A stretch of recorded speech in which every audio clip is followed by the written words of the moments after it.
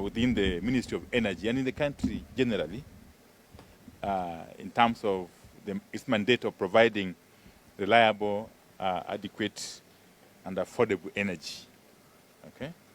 And therefore playing the role of an enabler to sustainable economic growth and development.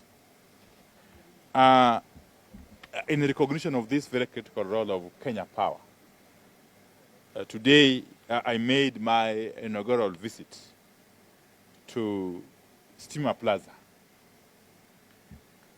where Kenya Power is seated, I'm sure you know.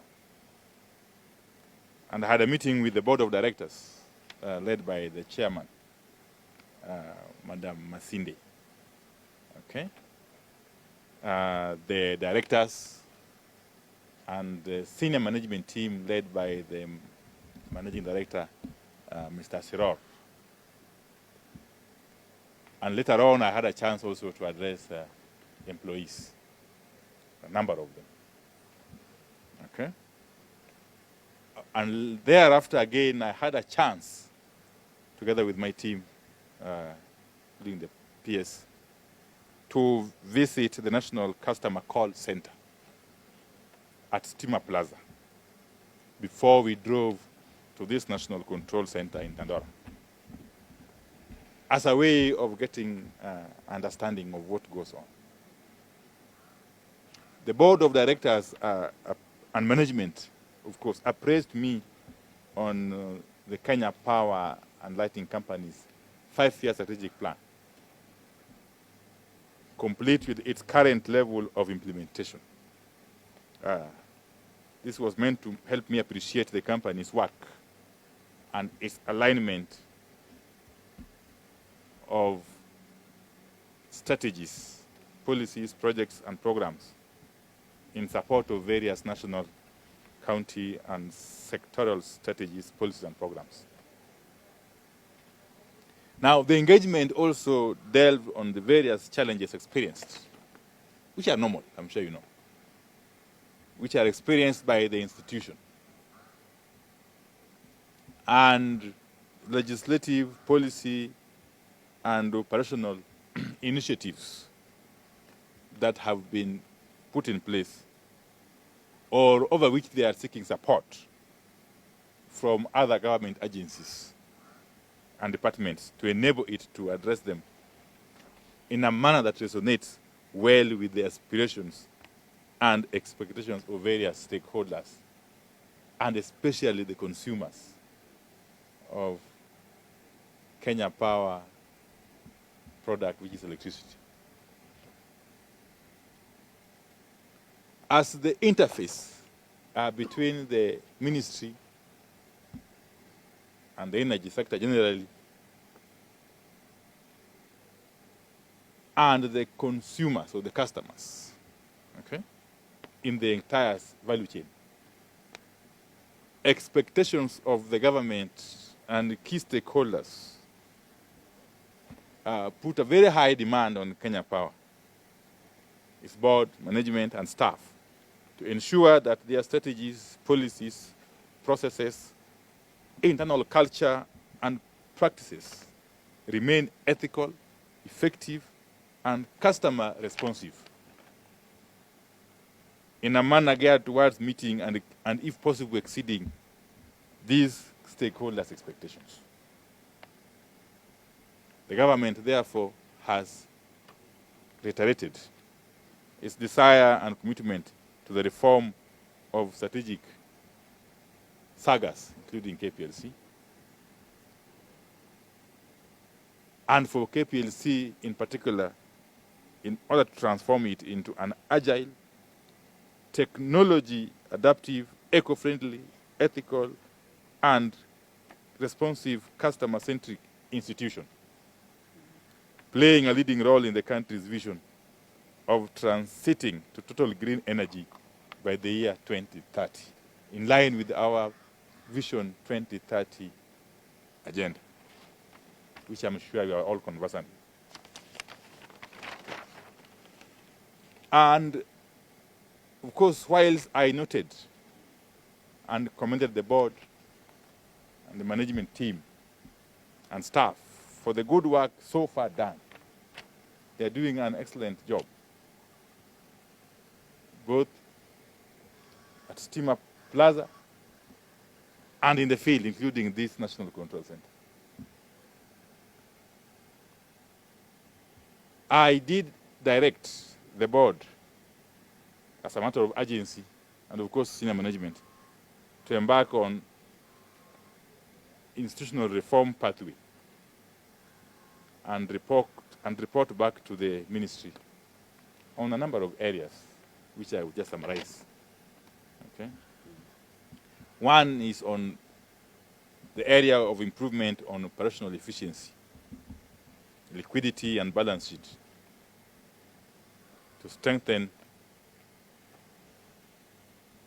the institution and take it back to sustainable profitability. That we agreed, and we got very, very practical steps that the management and the board are going to take, and are taking already actually, towards that goal. Two is the implementation matrix, covering key projects and interventions with major impacts on the reduction of cost of energy to end users in the short and medium term. This matrix, of course, will include project challenges, resource requirements, timelines for completion, accountability, and expected outcomes. Three is on the area of technical and commercial loss reduction strategy, with timelines to reduce the current loss levels, which you know is about 24%. We are thinking if we can bring it down to the allowable level of 19.5% or thereabout, within 3 years, it will be fine. A report on technical, operational, human capital capacity of not just the National Control Center, but of the entire organization. We did agree on that, because as you know, this is a very, very sensitive and strategic institution that requires to be optimally staffed. It requires to be resourced optimally at all times. So we agreed that we shall look at the gaps where they exist and what measures we can take to fill those gaps. Okay. There's also number 5, which is the issue of customer service improvement strategy. We took quite some time at the call center. And I was impressed, by the way, by the kind of infrastructure that we have in place. I am sure a number of you are aware of the Kenya Pan Lighting call number, star 977 hash. Star 977 hash. Or if you call directly, just call 9771. And they will capture whatever issues or concerns you have, and they will cascade them to the relevant offices and persons, and they will be attended to by those responsible offices. We want actually to have that system reinvigorated and to have that process of engagement with the public made more efficient with time. Okay? And if it means employing more resources or deploying more resources, we have to do so, so that the customer or the people remain at the center of our strategy, through and through.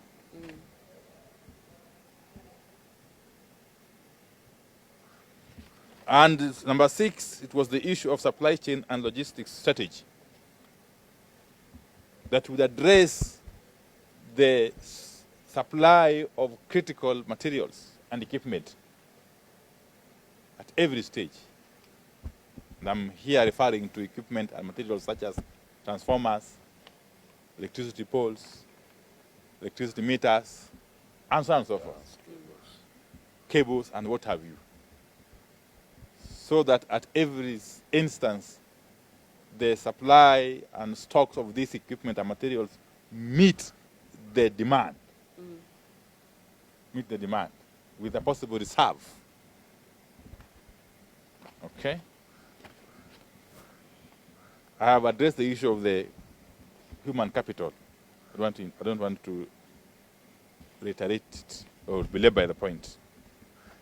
And of course, there are areas where we agreed that the Kenya Power will continue to engage with sister companies such as KETRACO, especially on the area of shedding off some of the transmission functions and infrastructure to KETRACO. Okay? So, all in all, we had a very, very, very fruitful engagement, right from Steamer Plaza, the call center, customer call center, and now the National Control Center here in the north. And I am confident that these measures that we've agreed upon with the board and management of Kenya Power, if implemented to the fullest possible extent, will have a very, very positive impact in terms of the capacity of the institution to deliver on its mandate, to execute its mandate for the benefit of the people. But going forward, we will be seeing more and more focus on the customer. In other words, Kenya Power has committed to enhance its communication processes so that at every one instance there is that communication between the company and its end users, for the customers. And there's a mechanism for harvesting feedback and acting on the same in a timely manner. Thank you.